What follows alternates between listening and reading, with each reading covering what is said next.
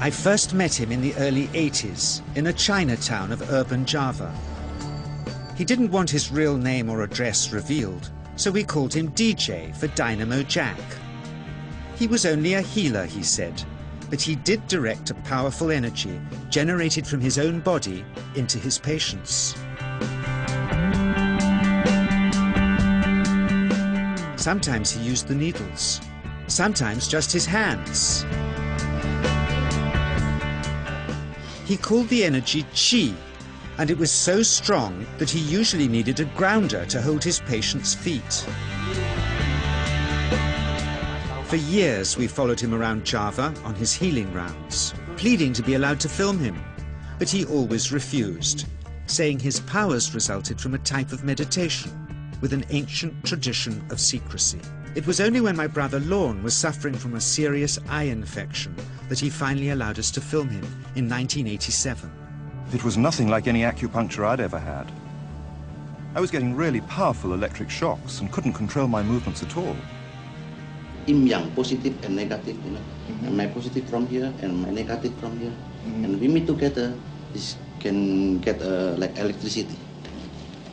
And is this because you're special? You have a special sort of It's meditation every day. It's meditation that does it? Meditation every day. Like you can touch me, like this. It's nothing, okay? It's my burn. It's just like this. For our sound recordist, it was also a shocker.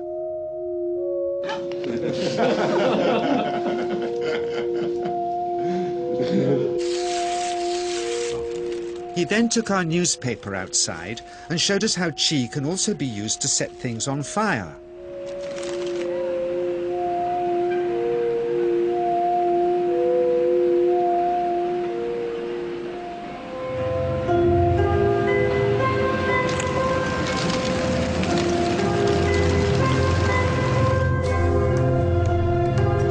When he heard we'd shown this footage in public, he was very upset and refused all our future efforts to contact him again. As the years passed, we sadly resigned ourselves to never seeing him again. My brother Lorne never did, for by 1997 he was already dead when I again found myself with DJ, now treating me for an eye problem. But it wasn't this that brought me back. He had tracked me down out of the blue and invited me to tell me a story. He had just returned from 2 years on a deep meditational journey, alone in the heart of Borneo. Amongst his revelations, he had seen, he said, how history was moving on into great change, and the old wisdom was vanishing.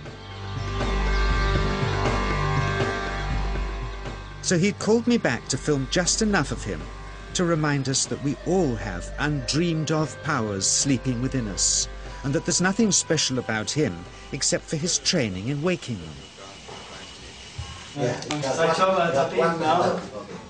Grounding this patient, my cameraman Joe is having to use all his weight to keep contact. But Qi is pushing him away.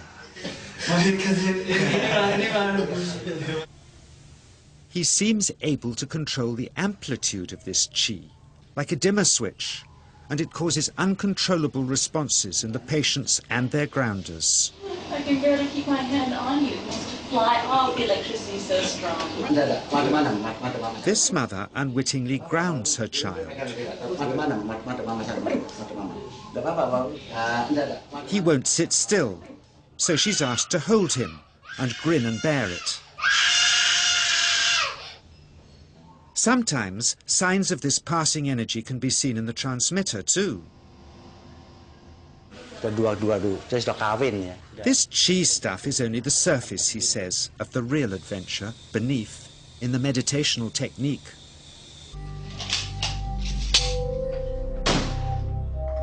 Projecting Qi from the palm of the hand can also be used to resist rifle pellets, he says.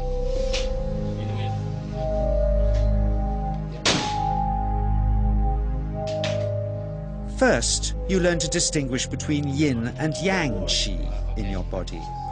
Then how to pool it in your navel chakra. Then how to project it, he says. And it's the proportionate mixture between yin and yang which accounts for different effects, like pulling or pushing objects or igniting them. Then he gets really strange. He says that mastering yin qi is the key to the spirit world. There's a long tradition of Indonesian krisis being possessed by spirits. So people bring him their krisis to see if they're duds.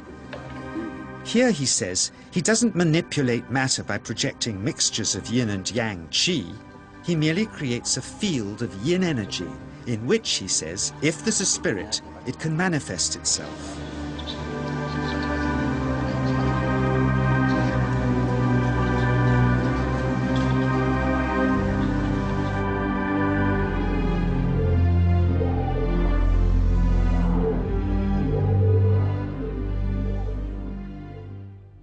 So I invited a small group of scientists back from the United States with measuring equipment to test if DJ was for real.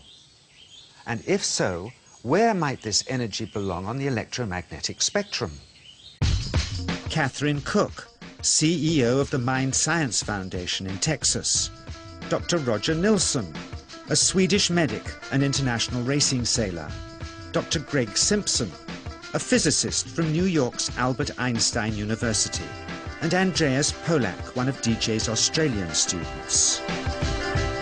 The visitors are confident they'll uncover him as a fraud in no time. Greg is the first guinea pig, and he's uncomfortable about showing that he can feel anything at all. Dr. Roger doesn't know what to expect.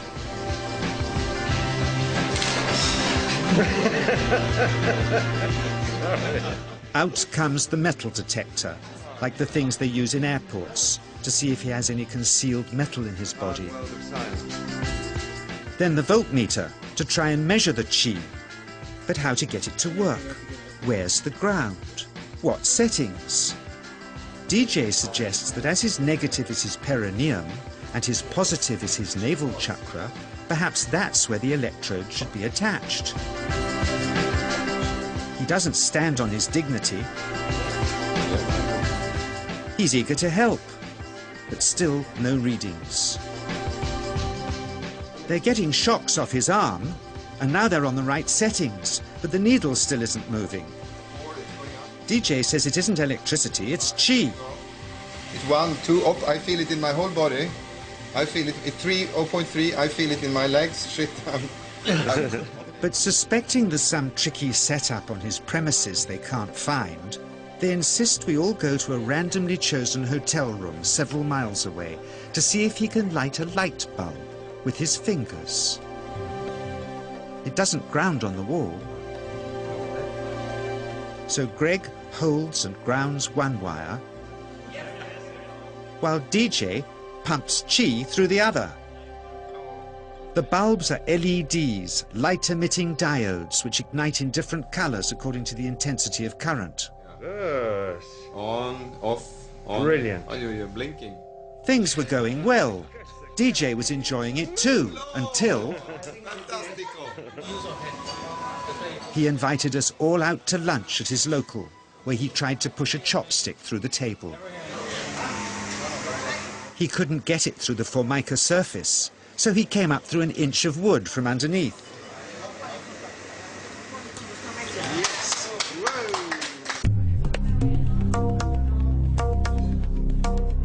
Not only did he draw his own blood, but a chopstick splinter had caught Alison here between the eyes, drawing more.